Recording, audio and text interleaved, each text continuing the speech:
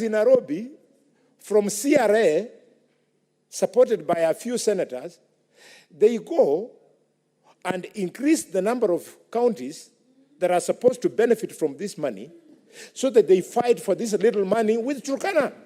Mr. Speaker, you will cry. They are telling us that Bungoma County is one such a county. It is listed. Mr. Speaker, at the Kericho County is one such a county is supposed to compete for funds with ASAL. That, Mr. Speaker, Meru is such a county. That, Mr. Speaker, Murang'a is one of them. They are not. They are not. Why would Murang'a compete for equalization fund when Murang'a is the reason why those regions are unequal?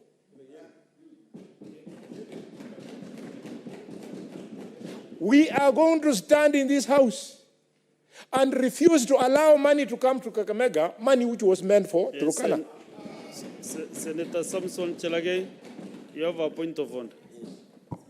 Mr. Speaker, is it in order for Senator Bwana KHALWALE, who is the majority whip, by the way, to mislead the House?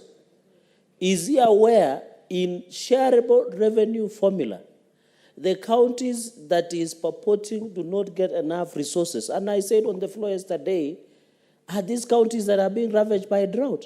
I said for the last 10 years, Turkana County has received more than 120 billion. Yet Nandi has received the less amount, Mr. Speaker. It is the corruption. In fact, when you look at most of the money that's being returned to Treasury, Mr. Speaker, as unused that stays with the account, comes from these counties. Mandera, Turkana is returning as high as 4 billion unused money to Treasury.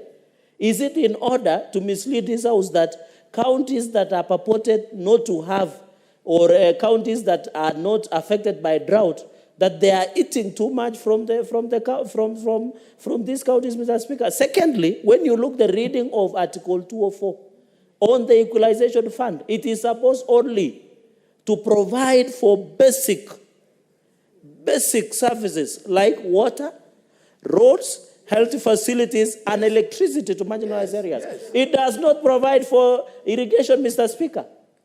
It is the counties to use shareable revenue to come up with irrigation schemes to plant their food. Under Article 204, Mr. Speaker, on Equalization Fund, it is even in Nandi where you come from. Mr. Speaker, where I come from, part of Tindre towards Kisumu, we have landslides, Mr. Speaker.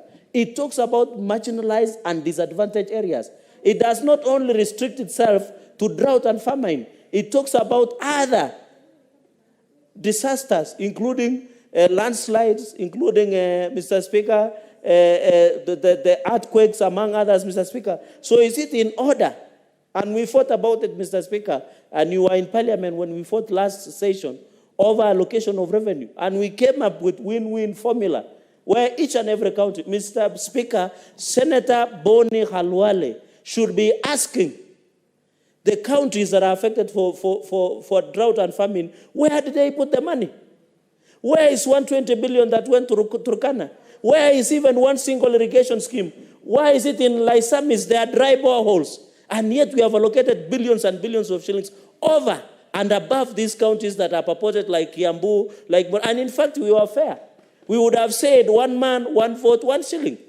But we decided that let us overlook and give a chance to the counties that suffer. So what you should be doing as counties affected by drought and famine, address corruption in your counties. Let those, Mr. Speaker, let those governors be held for accountability.